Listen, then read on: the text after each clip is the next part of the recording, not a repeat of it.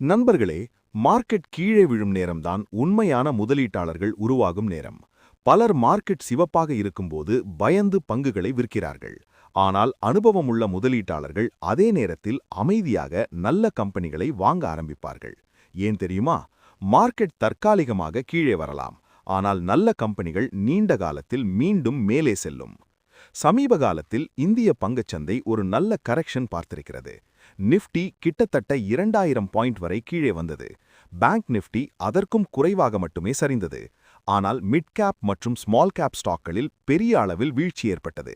இதனால் பல முதலீட்டாளர்களின் போர்ட்ஃபோலியோவும் பாதிக்கப்பட்டது. ஆனால் இதே நேரத்தில் சந்தையில் நல்ல வாய்ப்புகளும் உருவாகின்றன. பலர் என்னிடம் ஒரு கேள்வி கேட்கிறார்கள். ஃபண்டமெண்டல் மிகவும் நல்லது, தங்கள் செக்டாரில் லீடராக இருக்கும், ஆனால் மார்க்கெட் கரெக்ஷன் காரணமாக கீழே வந்துள்ள ஸ்டாக்ஸ் என்ன? அந்த கேள்விக்கான பதிலாக இந்த அனாலிசிஸ். வெவ்வேறு செக்டார்ஸ்ல இருக்கும் 6 முக்கியமான கம்பெனிகளை பார்க்க போகிறோம். இவை எல்லாம் தங்கள் துறையில் மார்க்கெட் லீடராக இருக்கும் நிறுவனங்கள். மேலும் இப்போது கரெக்ஷன் காரணமாக நல்ல ரிஸ்க் ரிவார்ட் ரேஷியோ உருவாகியுள்ளது. முதலில் இந்தியாவின் மிகவும் பழமையான ஸ்டாக் எக்ஸ்சேஞ்ச்களில் ஒன்றான பிஎஸ்இ பற்றி பார்க்கலாம். பிஎஸ்இ என்பது சாதாரண கம்பெனி அல்ல. இந்தியாவில் பங்குச்சந்தை வளர்ந்தால் அதற்கு நேரடி பயன்பெறும் பிசினஸ் மாடல் இது.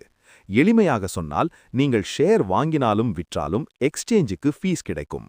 அதனால் ட்ரேடிங் ஆக்டிவிட்டி அதிகமாக இருந்தால் ரெவென்யூ அதிகமாகும். பிஎஸ்சிக்கு மிகப்பெரிய கேபிட்டல் எக்ஸ்பெண்டிச்சர் தேவையில்லை. இது டெக்னாலஜி பிளாட்ஃபார்ம் பிசினஸ். இதனால் ப்ராஃபிட் மார்ஜின் அதிகமாக இருக்கும்.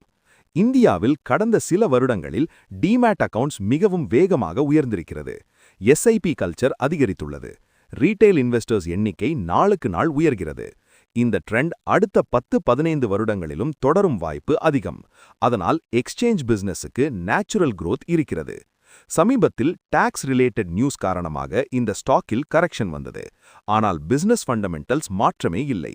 டெக்னிக்கல் சார்ட் பார்க்கும்போது ஒரு முக்கியமான சப்போர்ட் ஜோன் சுமார் 2600 ரூபாய் அருகில் உருவாகியுள்ளது. இந்த லெவலில் பல முறை பவுன்ஸ் வந்துள்ளது. மார்க்கெட் சென்டிமெண்ட் நல்லதாக மாறினால் மீண்டும் அப்வர்ட் மொமெண்டம் வர வாய்ப்புள்ளது.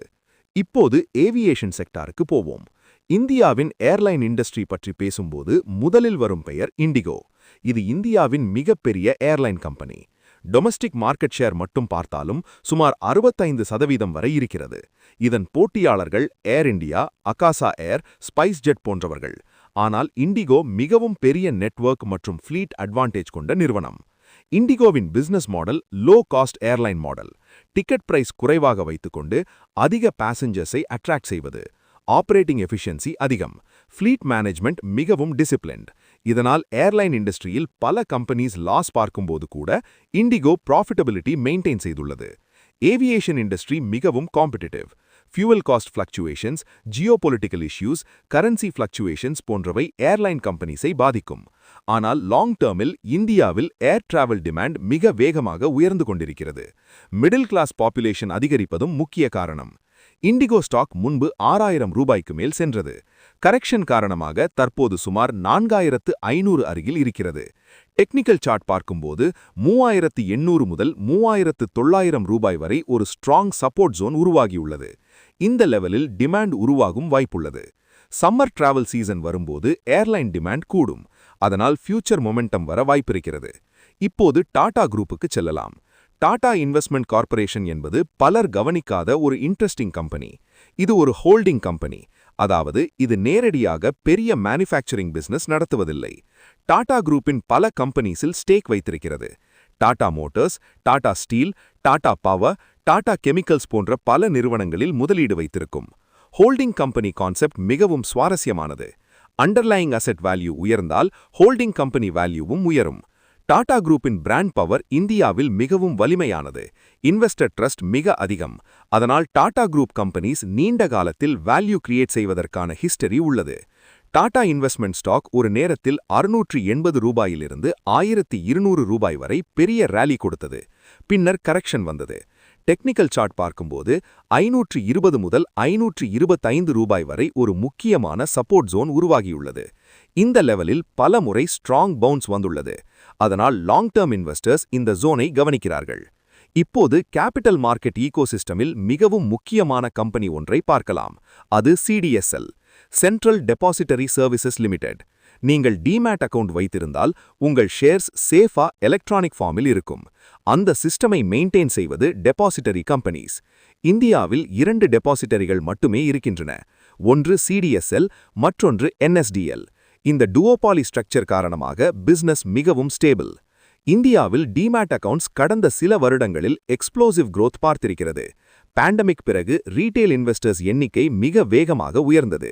மியூச்சுவல் ஃபண்ட் சிப் கல்ச்சர் வளர்ந்தது. ஸ்டாக் மார்க்கெட் அவேர்னஸ் அதிகரித்தது. இந்த ட்ரெண்ட் ஃபியூச்சரில் தொடரும் வாய்ப்பு அதிகம். டிமேட் அக்கவுண்ட்ஸ் அதிகரித்தால் சிடிஎஸ்எல்லுக்கு டிரான்சாக்ஷன் சார்ஜஸ் மற்றும் அக்கவுண்ட் மெயின்டெனன்ஸ் ஃபீஸ் மூலம் ரெவென்யூ வரும். சிடிஎஸ்எல் ஸ்டாக் முன்பு 1800 ரூபாய் வரை ரேலி கொடுத்தது. பின்னர் டபுள் டாப் பேட்டர்ன் உருவாகி கரெக்ஷன் வந்தது.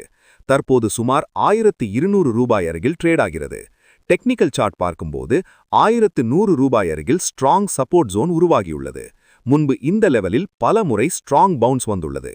அதனால் லாங் டேர்ம் இன்வெஸ்டர்ஸ் இந்த ஜோனை கவனிக்கிறார்கள். இப்போது ரயில்வே செக்டாருக்கு போவோம்.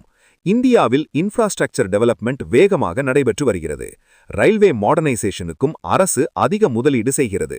இந்த செக்டாரில் முக்கியமான பிஎஸ்யூ கம்பெனிஸில் ஒன்று ஆர்விஎன்எல், ரயில் விகாஸ் நிகம் லிமிடெட். இந்த கம்பெனி ரயில்வே ப்ராஜெக்ட்ஸை எக்ஸிக்யூட் செய்வதில் முக்கிய பங்கு வகிக்கிறது. Railway electrification, track expansion, station redevelopment போன்ற பல ப்ராஜெக்ட்ஸில் ஆர்விஎன்எல் இன்வால்வ்மெண்ட் இருக்கிறது. கடந்த சில வருடங்களில் கவர்மெண்ட் இன்ஃப்ராஸ்ட்ரக்சர் ஸ்பெண்டிங் அதிகரித்ததால் ரயில்வே ஸ்டாக்ஸ்களில் பெரிய ராலி வந்தது. ஐஆர்சிடிசி, ஐஆர்எஃப்சி, டித்தகார் போன்ற ஸ்டாக்ஸ் எல்லாம் மல்டிபேகர் ரிட்டர்ன்ஸ் கொடுத்தன. ஆர்விஎன்எல்லிலும் ஒரு கட்டத்தில் பெரிய மொமெண்டம் வந்தது. ஆனால் கரெக்ஷன் காலத்தில் இந்த ஸ்டாக்கிலும் பிரஷர் வந்தது. டெக்னிக்கல் சார்ட் பார்க்கும்போது 2075 முதல் 2080 ரூபாய் ஜோன் முக்கியமாக இருக்கிறது. இந்த லெவலை மீண்டும் சஸ்டெயின் செய்ய முயற்சி நடக்கிறது. இன்ஃப்ராஸ்ட்ரக்சர் ஸ்பெண்டிங் நீண்ட கால தீம் என்பதால் ரயில்வே ரிலேட்டட் கம்பெனிஸுக்கு லாங் டேர்ம் விசிபிலிட்டி இருக்கிறது. இப்போது டிஃபென்ஸ் செக்டாருக்கு செல்லலாம். மசகான் டாக் ஷிப் பில்டர்ஸ் என்பது இந்தியாவின் முக்கியமான டிஃபென்ஸ் ஷிப் பில்டிங் கம்பெனி. இந்திய கடற்படைக்கு வார்ஷிப்ஸ் மற்றும் சப்மரீன்ஸ் கட்டும் பிஎஸ்யூ நிறுவனம். டிஃபென்ஸ் செக்டார் இந்தியாவில் ஸ்ட்ராட்டஜிக் இம்பார்ட்டன்ஸ் கொண்டது. அரசு மேக் இன் இந்தியா பாலிசி மூலம் டிஃபென்ஸ் மேனுஃபேக்சரிங்கை ஊக்குவிக்கிறது. மசகான் டாக் ஸ்டாக் ஒரு கட்டத்தில் 3800 ரூபாய் வரை உயர்ந்தது. பின்னர் கரெக்ஷன் காரணமாக 2100 ரூபாய் அருகில் வந்தது. அதாவது சுமார் 45% கரெக்ஷன். டெக்னிக்கல் சார்ட் பார்க்கும்போது 2000 ரூபாய் அருகில் ஸ்ட்ராங் சப்போர்ட் ஜோன் உருவாகியுள்ளது. முன்பு இந்த லெவலில் பல முறை ஸ்ட்ராங் பவுன்ஸ் வந்துள்ளது. ஒரு முறை 2000 3000 வரை, மற்றொரு முறை 3800 வரை சென்றது. Defence orders long term contracts ஆக இருக்கும். அதனால் ரெவென்யூ விசிபிலிட்டி நல்லது. இந்த 6 கம்பெனிஸுக்கும் ஒரு பொதுவான விஷயம் உள்ளது. அவை தங்கள் செக்டாரில் முக்கியமான players. Business fundamental strong. Market correction காரணமாக பிரைஸ் கீழே வந்துள்ளது. இத்தகைய நேரங்களில் பேஷன்ஸ் வைத்த முதலீட்டாளர்கள் கிராஜுவலி அக்யூமுலேட் செய்வார்கள். மார்க்கெட்டில் ஒரு முக்கியமான உண்மை என்னவென்றால், ஷார்ட் டேர்மில் பிரைஸ் சென்டிமெண்ட்டை ஃபாலோ செய்யும். ஆனால் லாங் டேர்மில் பிரைஸ் பிசினஸ் growth-ஐ ஃபாலோ செய்யும். அதனால் நல்ல கம்பெனிகளை சரியான வேல்யூவேஷனில் வாங்குவது முதலீட்டில் மிக முக்கியமான ஸ்ட்ராட்டஜி. இந்த அனாலிசிஸை பார்க்கும்போது இன்னொரு விஷயம் நினைவில் வைத்துக் கொள்ள வேண்டும். எந்த ஸ்டாக்கையும் பிளைண்டா ஃபாலோ செய்யக்கூடாது. ஒவ்வொரு முதலீட்டாளரும் தங்களுடைய ரிஸ்க் ஆப்பிடைட், இன்வெஸ்ட்மெண்ட் ஹொரைசன் மற்றும் போர்ட்ஃபோலியோ டைவர்சிஃபிகேஷன் ஆகியவற்றை கருத்தில் கொண்டு முடிவெடுக்க வேண்டும். மார்க்கெட் கரெக்ஷன் என்பது பயப்பட வேண்டிய விஷயம் அல்ல. அது ஒரு வாய்ப்பு. குவாலிட்டி கம்பெனிஸ் டிஸ்கவுண்டில் கிடைக்கும் நேரம். பேஷன்ஸ் மற்றும் டிசிப்ளின் இருந்தால் லாங் டேர்மில் வெல்த் கிரியேட் செய்ய முடியும். நண்பர்களே, மார்க்கெட் கீழே இருக்கும்போதுதான் ஃபியூச்சர் வின்னர்ஸ் உருவாகிறார்கள். அதனால் பேனிக் ஆகாமல் நாலேஜ் கொண்டு டிசிஷன் எடுப்பது முக்கியம். நல்ல fundamentals, strong business model, sector leadership, long term growth visibility ஆகியவை இருக்கும் கம்பெனிகளை கவனமாக தேர்வு செய்தால் முதலீட்டில் நல்ல முடிவுகள் கிடைக்கும். இந்த டிஸ்கஷனில் பார்த்த BSC, IndiGo, Tata investment, CDSL, RVNL, Mazagon dock போன்ற கம்பெனிகள் தங்கள் துறையில் முக்கியமான பிளேயர்ஸ். மார்க்கெட் வாலட்டிலிட்டி காரணமாக கரெக்ஷன் வந்தாலும் லாங் டேர்ம் ஸ்டோரி பலமாக உள்ளது. நீங்கள் ஷேர் மார்க்கெட்டில் சீரியஸா வெல்த் பில்ட் செய்ய நினைத்தால் ஒரு சிம்பிள் ரூல் நினைவில் வைத்துக் கொள்ளுங்கள். மார்க்கெட் எக்ஸைட்மெண்டில் அல்ல, மார்க்கெட் கரெக்ஷனில் தான் பெரிய வாய்ப்புகள் உருவாகும். பேஷன்ஸா இன்வெஸ்ட் செய்தவர்கள்தான் காலத்தால் ரிவார்ட் பெறுவார்கள். இந்த மாதிரி டீடைல்ட் ஸ்டாக் அனாலிசிஸ் மற்றும் மார்க்கெட் இன்சைட்ஸ் தொடர்ந்து தெரிந்து கொள்ள விரும்பினால் இந்த சேனலை ஃபாலோ செய்யுங்கள். உங்கள் நண்பர்களுக்கும் ஷேர் செய்யுங்கள். நாலேஜ் ஷேர் செய்தால்தான் ஃபினான்ஷியல் அவேர்னஸ் அதிகரிக்கும்.